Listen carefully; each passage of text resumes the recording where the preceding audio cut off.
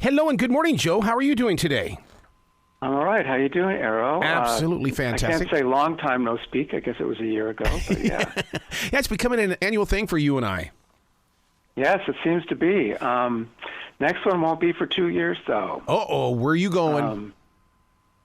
So where I'm going is just that the next book in the series, I only just started writing, and it won't be out until around this time in 2026.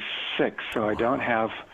I have other books dropping, but not one of the series, this Net Geo series, the 50-state series. So unless they want to plug one of the other books, which I hope they do, then I'll be speaking to you in March of 2026, which just seems like so far in the future. It's like sci-fi. Yeah, but it's such a blink of the eye because I can't believe that we're already in March, almost April of 2024.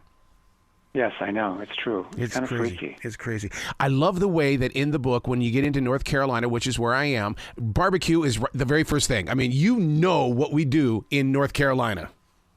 Yes, I do. I found out. I went there. I ate it. Did you do both versions of it, though? I did both versions, and I don't know where you're from in North Carolina, but I'm kind of partial to Western barbecue, Lexington style. That's it. That's exactly my favorite kind, the Lexington style. I love the vinegary flavor to it. Yes. So I had both. And seafood down on the coast, and, Raleigh is a great eating town. Durham is another one. Asheville, of course, but...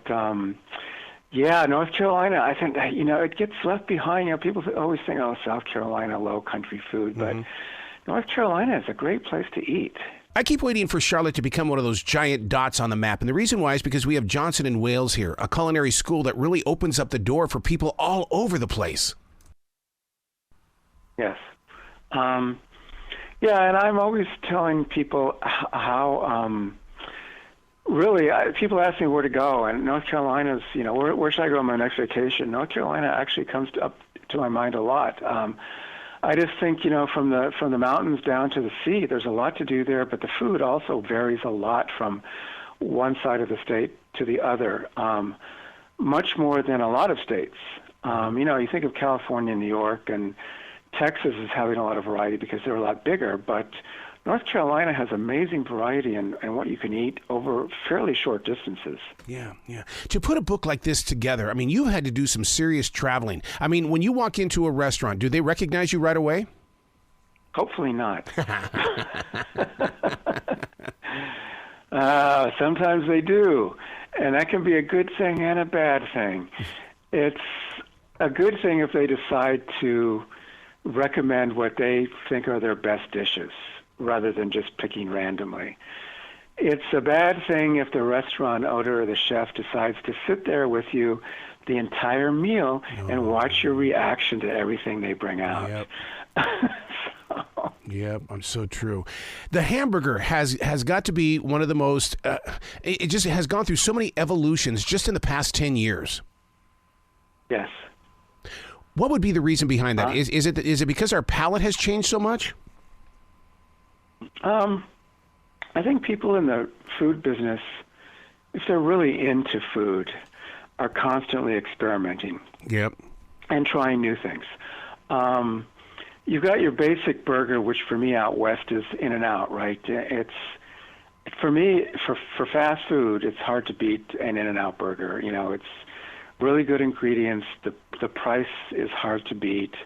You sometimes have to wait 15, 20 minutes in a line of cars if you're driving through because they're so popular.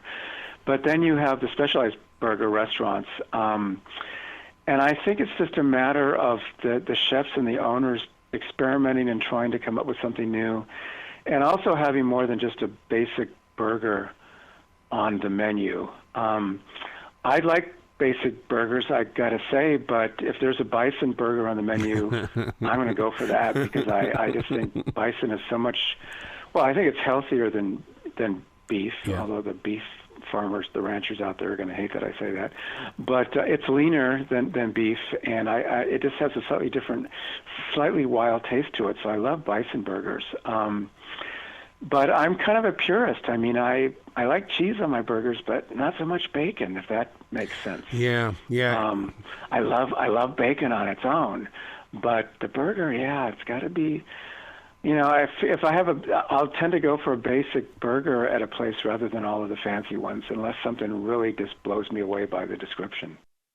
I was talking with one of the chefs at Lucia here in Charlotte, and he says that they have to change their menu every 3 months. And the way he explained it to me, I realize it's all about business, but people do get used to having a fresh new menu all the time, don't they? They do. Some restaurants are popular because people know that they're going to have the same thing year after year and decade after decade. This is especially true of kind of old-fashioned, steakhouses or surf and turf places that, people keep going back there because they know they're going to get a good steak or a good piece of lobster. But other restaurants, it's constantly changing and looking for new things because the people that frequent those places expect it. They've come to expect it. I think this is more and more, even fast food places now, they have seasonal items because they think that their customers get bored with the same old thing, or they want to attract new people. And I think that's the revolution, the evolution of the restaurant business and eating is that you got to have some variety. Yeah, yeah.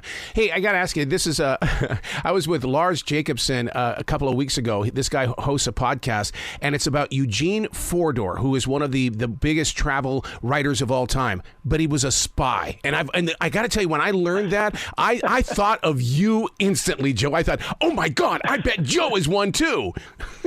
I have people, when they find out what I do and where I've been, they sort of assume that that's what I really do. But to be honest with you, no.